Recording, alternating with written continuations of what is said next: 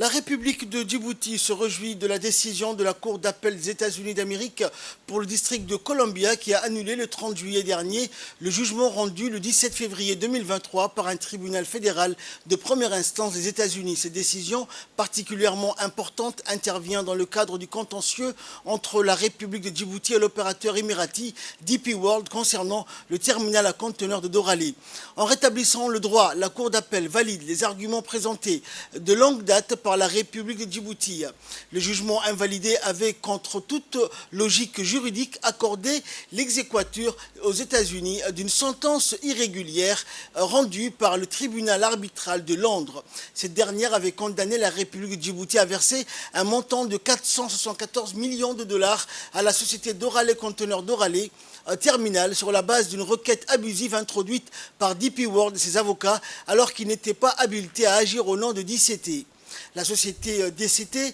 dont l'actionnariat est composé à hauteur de 66,67% par l'État de Djibouti et 33,33% par DP World, a été placée par le tribunal de Djibouti sous administration judiciaire avec nomination d'un administrateur provisoire en septembre 2019. L'administrateur provisoire était donc le seul habilité à agir au nom de la société. Par ailleurs, la société DCT, ancien concessionnaire du terminal à conteneurs Doralé, ne détient aucun actif portuaire en République de Djibouti suite à la résiliation de la concession en février 2018, date à laquelle la gestion du terminal à conteneurs a été confiée à une nouvelle société dénommée la SGTD. Dans la décision du 30 juillet 2024 rendue collégialement à la majorité de 3 juges par la Cour fédérale d'appel, les magistrats ont considéré, comme le soutenait la République de Djibouti, que le cabinet d'avocats